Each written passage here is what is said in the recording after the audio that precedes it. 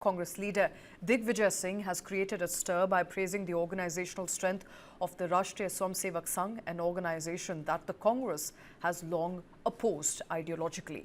Sharing a black and white photograph from a social media platform that showed Modi seated on the ground while BJP veteran Lal Krishna Advani sat on a chair in the background, Singh acknowledged how the RSS shapes leadership within the organisation. He pointed to the image as an example of how a grassroots worker from the RSS and Jan Sangh rose to become the Prime Minister of the country. The BJP was quick to latch on to the Singh's remark on Twitter to hit out at the Congress party, saying that his praise was in fact open dissent against Rahul Gandhi's leadership.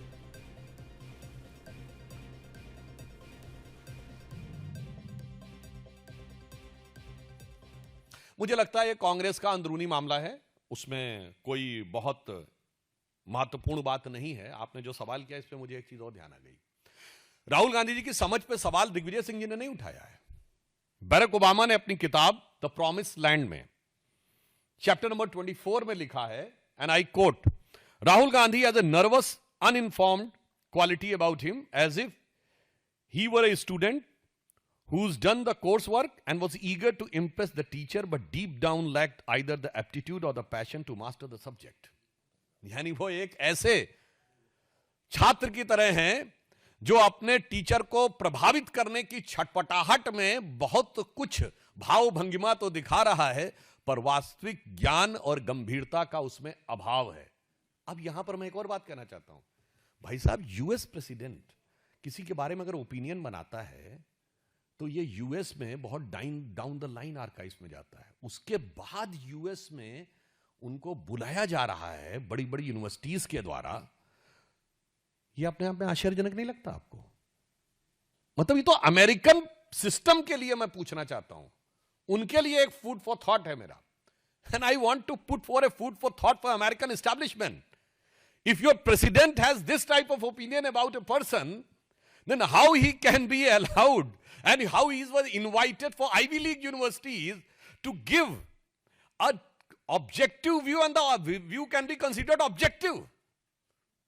This questions the objectivity and neutrality of the entire foreign visits of Rahul Gandhi. Digvijaya Singh, however, later backtracked, saying he only talked about the organisation and the strength and not the BJP or the RSS, as he was staunchly against the two. आपको गलत फहमी है। हाँ। मैंने तारीफ की है संगठन की। मैं RSS और मोदी जी का घोर विरोधी हूँ। मैंने संगठन की तारीफ की है और मैं RSS का और मोदी जी का, उनकी नीतियों का घोर विरोधी था, हूँ और रहूंगा। आपने भी तो संगठन को लेकर काफी सारे सवाल उठाए। आपने कहा राहुल गांधी को कन्विंस करना बहुत मुश्किल है। जी एक बात सुनिए, जो मुझे कहना था मैंने CWC की बैठक में कह दिया। ठीक है सर, आपको सोशल मीडिया पर लिखने की क्या जरूरत पड़ी इतने वरिष्ठ नेता को? क्या लीडरशिप वरिष्ठ नेताओं की भी नहीं सुनती है? नहीं, संगठन को मजबूत करना, उसका तारीफ करना क्या बुरी बात है? So now the big question is, did Digvijaya Singh just acknowledge the strength of RSS, or did he cross a political line within the Congress party? Joining us on the show is Charu Pragya, spokesperson for the BJP, Advocate Nikhil Jain, who's a political analyst, and Arun Anand, author and senior journalist. I want to come to you first, Charu. You know, it's clear as the day, Digvijaya Singh clearly expressing his dissent there, speaking highly of the organizational strength of the RSS, at the same time saying, if I wanted to say something, I've said it in the CWC. Good evening. See, Congress has got a habit of washing their dirty linen in public time and time again. And this is not the first time their leaders' discontent has been made public. In fact, when I was going through the list of people who recently left the Congress party, they could have joined any other political organization or gone independent, but they all had the same complaint. And the complaint was that Rahul Gandhi is neither available, not traceable sometimes, and he's not interested in getting opinion from the ground up from other trusted people, other trusted leaders in his party. And that is the core reason for the downfall of Congress. Now, it is their internal matter, but if you are going to externalize your internal fights, You're inviting the entire world to comment upon it. I have a list in front of me, Shweta. Ghulam Nabi Azad, Kapil Sibal, Anand Sharma, Prithviraj Chavan, Jyotiraditya Scindia, Hemant Biswa Sarma, Jitin Prasada, Shishmita Dev, Ashwini Kumar, Milind Deora, RPN Singh, Priyanka Chaturvedi, Acharya Pramod Krishnan, Captain Amrinder Singh. All these people who have written to Rahul Gandhi, have tried to reach him, and when they got no response, they left the party. The reasons are very, very similar.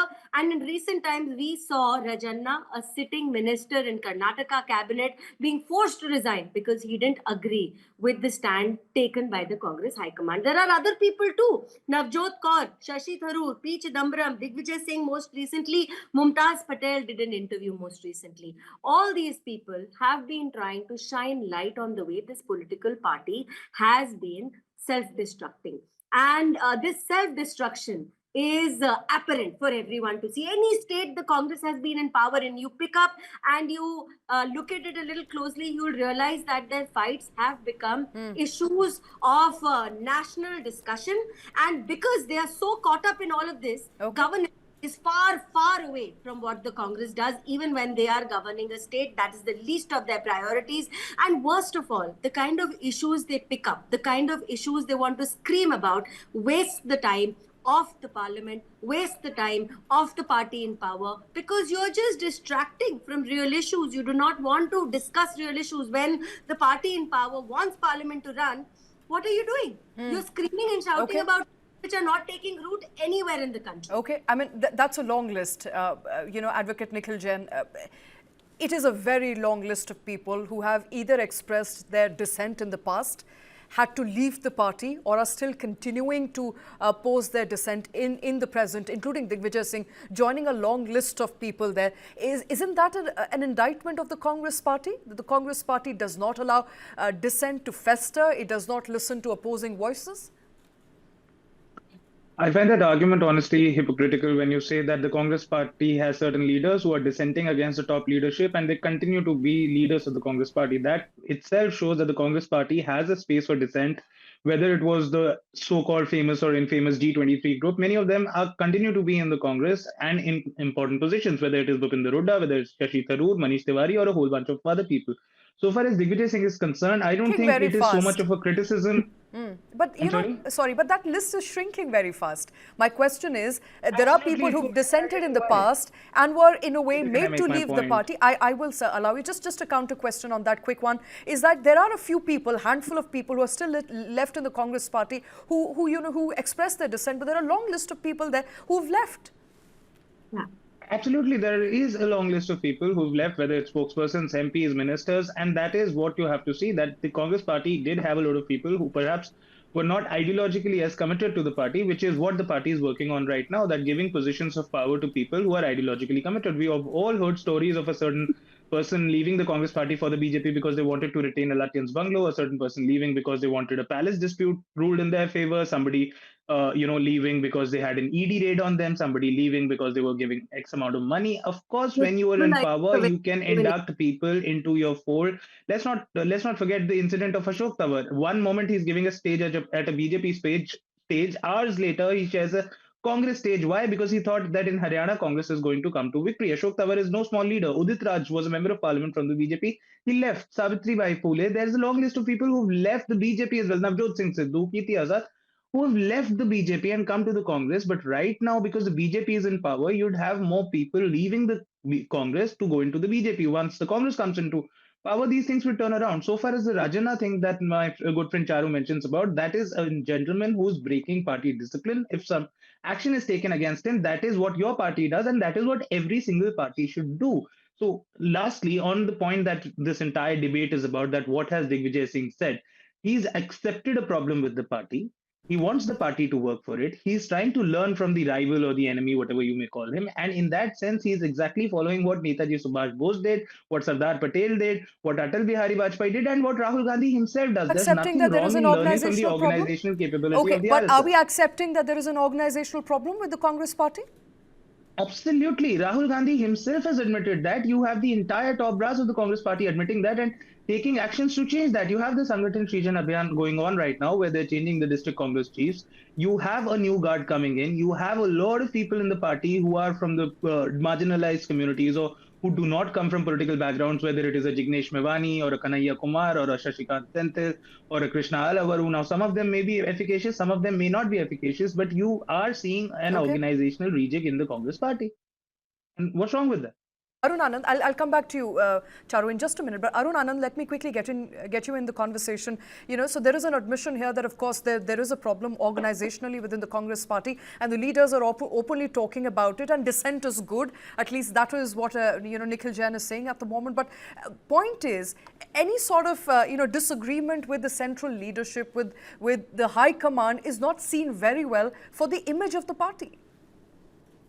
See, I'll give you some data points about this. It is not the first. I'll give it to Digvijaya Singh, though I'm not a great fan of it. But I'll give it to Digvijaya Singh that what he has acknowledged the strength of RSS, and he has acknowledged the strength of the BJP. So this is not the first time that somebody is acknowledging it in the Congress.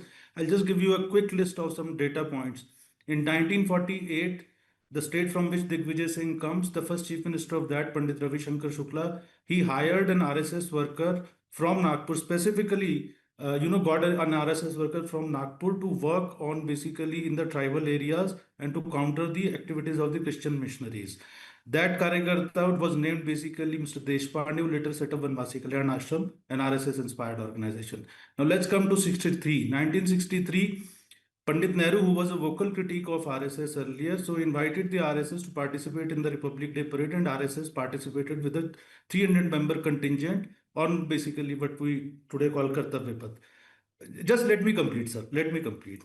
The third, in 1970, Indira Gandhi went to Vivekanand Rock Memorial, which was set up by Eknath Ranade, who was a very senior RSS pracharak, and he was the secretary of that committee also. And Indira Gandhi went there, attended the meeting of the committee also, and she was all praised for basically what had been done. Now let's come to 1981.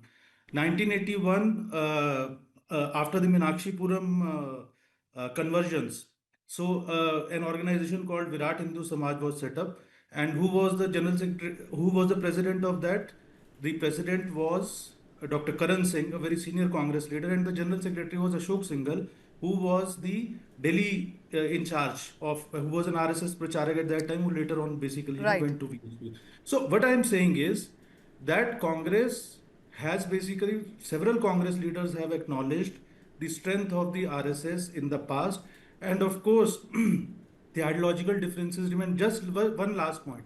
The RSS has also paid the same way. Okay. In 1971, RSS passed two resolutions in which they praised Indira Gandhi, they backed Indira Gandhi, saying that whatever you will do as Prime Minister of India, we will basically, participate, or we will basically back you up. And one last thing. In 1965, when a war with India and Pakistan broke out, Pandit Lal Bahadur Shastri ji, he immediately called an all-party meeting. The only non-political person who was invited there was the second RSS chief, M.S. Golwalkar.